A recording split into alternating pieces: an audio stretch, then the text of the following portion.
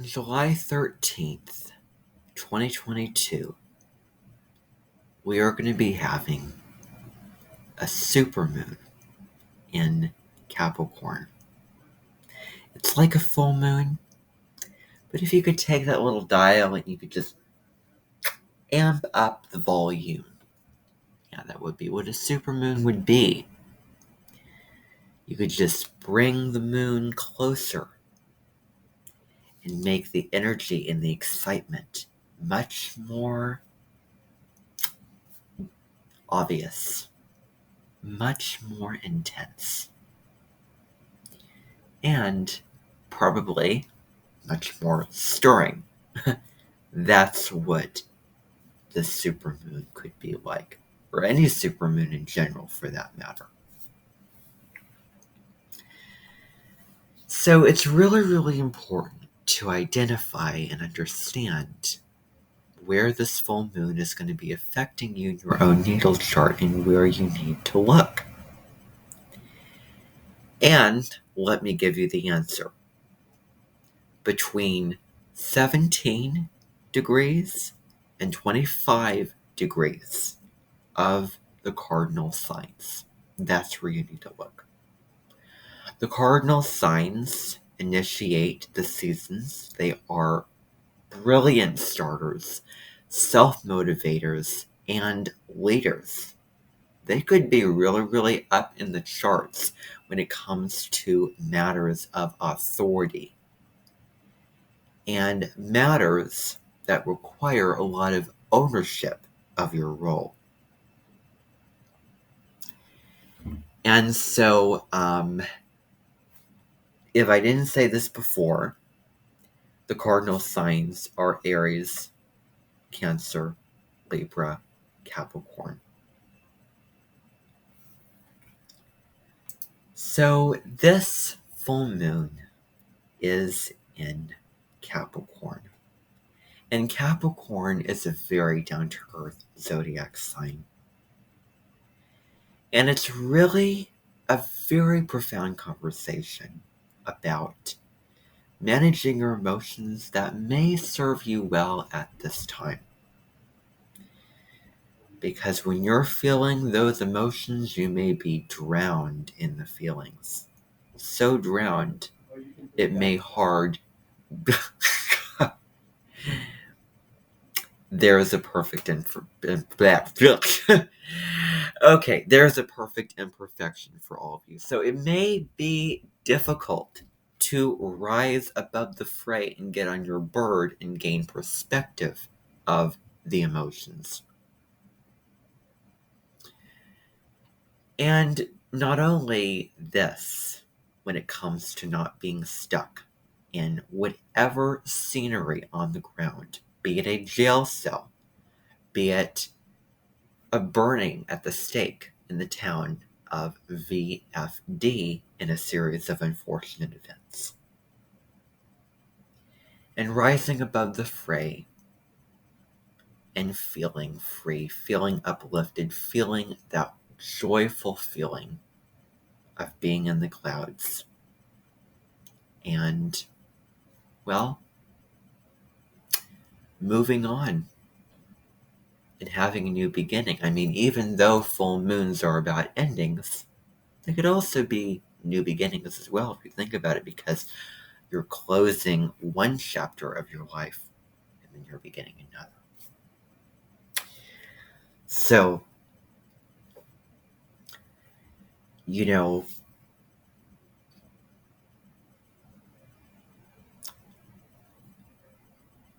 managing your emotions has many facets, and this could also be, well, anger, any intense emotion, fear, anxiety, shame, self-criticism, putting pressure on yourself. All of these black dots. And so, where do we need to pull back? Because we're getting too extreme, well, let's just roll back up and let's develop some logic. Because logic, balancing the logic with the feelings, where are we overdoing it? We could be just spilling our guts of everything that's on our mind, in our heart, every belief that we have, every idea, every bit of wisdom or philosophy that we really, really need to get out. But then where that gets difficult is with another person in the relationship, where they may be drained, where they may be sick and tired, bothered, or annoyed at hearing you go on and on and on about this situation happened at work, I got fired, or, this child got attacked on the streets, or, I hurt myself today, I fell off my bike, and, all of these things where we're dwelling on the pain, dwelling on how hard it is to face the emotion, to accept the emotion, to sit with it and surrender to it. Because whatever we resist persists.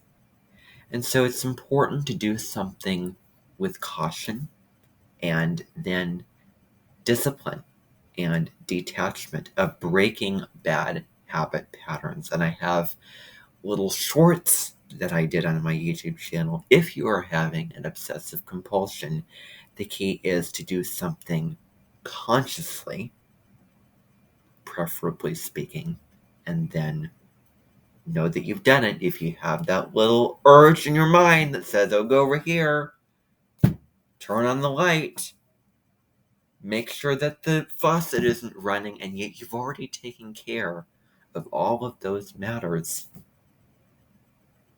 You can tell yourself with that logical part of your brain, hey, I took care of this, I'm good. Detach. And here's another thing. Ground. I think if you take Cancerian emotion and heartfelt love and Taurian emotion, Taurian sensuality, because Taurus is ruled by Venus. Okay, I completely gave away what I was going to say. Okay, so Cancer and Taurus, they are a match made in heaven relationships. And Taurus is another earth sign. Taurus is another earth sign, and Uranus is in Taurus, and it will be very, very active at the end of this month because it's going to shake up so much stuff that needs shaking up. And it will be dealing with earthly matters, the economy, the stock markets, so many things. So many things. And really, your values in life, where you may find so many things so near and dear to you, but then all of a sudden, you're like, did I seriously just spend all this time doing A when I could really be doing B? I spend all this time on TikTok where I was making these little ridiculous videos that may involve some dances or some, tricks and fraudulent, criminal fun hacks, when I really could be doing something more beneficial and useful for my time and my energy. And so that's where the conversation really gets important and interesting, is where we're focusing our attention and our energy at this time. And so that becomes one thing. Another thing is to turn on the observer before we're about to blow, before we're about to lash out, really hurt somebody physically or verbally. I was reflecting back on the Will Smith, Chris Rock incident that occurred in the spring of 2022. I was watching a video of an astrologer going over the astrology of that incident. And if you go under my astrology channels, you'll find Maria De Simone. I watched her video where she was going over the charts of Will Smith, Chris Rock individually, and also Will Smith's wife as well. So more information about that is in that video and others on YouTube or online articles as well, in written and video form, whatever form you want to gain the information. It's all online. But I will link to the video that I was watching, and I will put that in the description below because it could relate to this.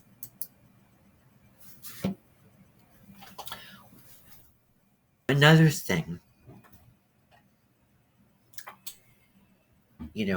equally with this is identifying triggers of where we have something coming at us and we feel that feeling, that, that hurt, that anger. And it's a question of how we react, because we can't control other people. We can control ourselves. And so, let's not push down our feelings, because they're just going to sit in that volcano and cook and stir and continue to stir and stir and stir until out they come. We blow our top of where we repress it. And it's very uncomfortable. And we miss the opportunity to express our emotions responsibly.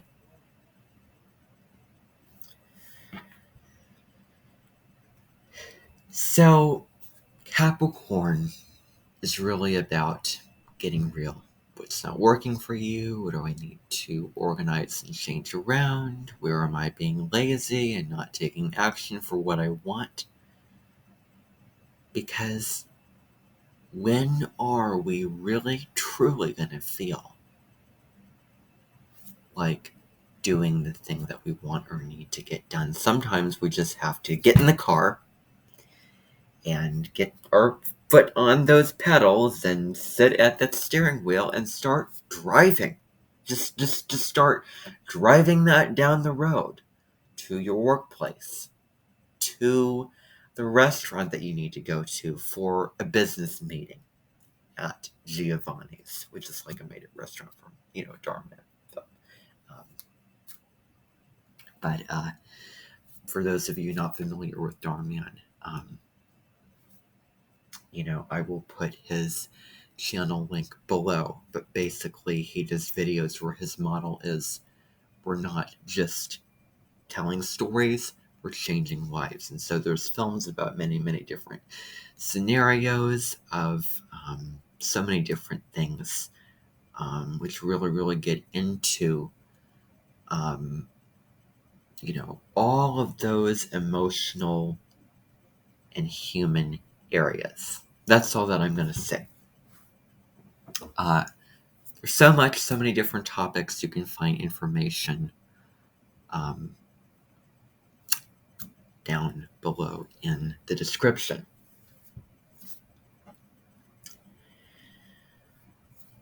But so, just being being an armchair astronaut, how's that going to work? What are the results? Capricorn is all about those results. And sometimes our feelings can interfere with us doing what we need and want to do. So, again, it's all a balance. Now, Pluto in Capricorn is conjunct this full moon. And Pluto is very, very late degree Capricorn, of where it can really, really get to that high-powered level of the sign of Capricorn, where things are really, really coming to a culmination with Pluto, and it will be transitioning into Aquarius in March of 2023. And so, one of the dark sides of Capricorn is coldness. Coldness of seeing the fire burn out. Coldness of seeing all of the water just vanish. No more water. No more fluid. That type of substance. And how is the earth going to benefit? Well, guess what? Your crops are going to fail. Wheat, tomatoes, lettuce, whatever it is. It is going to fail because you don't have water. Because you didn't maintain, you didn't keep up with the rhythm of and, well, manage your plants. So guess what's going to happen? You know, when you walk into a room and sometimes it just feels so cold, you may feel chilled to the bone. Like when I'm walking down a section, like, you know, around the freezer dairy area in a store, it's super duper cold and chilly. And that's in the literal sense. That's if you were to walk into a place as it being situational. But in terms of what we're talking about here, coldness, of maybe having restriction of your emotions, not saying yes to going deep, not having the willingness to go there and face any challenge that we need to face. You know, and this could result in a variety of different things. Maybe we're left-handed. You know, I shouldn't say we're, maybe someone is left-handed. Maybe it is more of a mental, you know, challenge. Or it could be something completely different. Or interrelated to what I just said, to what I just listed as an example. But it's important to show sympathy and empathy for other people of what they're going through with the Cancer, the Cancerian ability to create a home, you know, where you can go to your living room and you can sit on the couch and have some chamomile tea and have a blanket. I mean, that's more of a winter thing, so maybe summer hygge. We could look over to that area and do those things. Because I am filming this in the northern hemisphere. And for you southerners out there, well, could make more sense. Just depends on where you live and the weather, you know, the climate, etc., etc. So, you know, sit down. It's not all about the work and pull up your bootstraps and put your head on straight and just do the tasks and, you know, force your way through it. Like, no. Because just doing that, depending upon how, you may give up very easily when you're just pushing yourself, making yourself suffer. And it's not coming from an authentic emotional place of where are you nurtured inside? Are you calm? Are you present? Just taking a breath.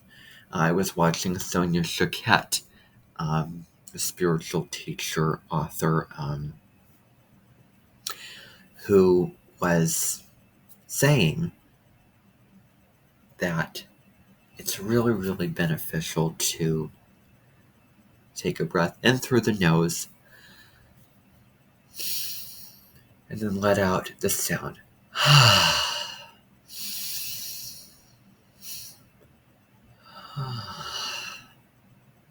And how do you feel after you breathe? So breathing is really, really important. And so, if I didn't say this before, looking at the fine print, dotting the I's, crossing the T's, but examining, looking, opening that scroll, unraveling it, and seeing the truth. What are we denying? What are we disowning? What are we refusing to look at? Pluto is going to unearth it, and it is going to steer us in that direction. So be open to receiving that. So, thank you for tuning in. Enjoy this full moon in Capricorn.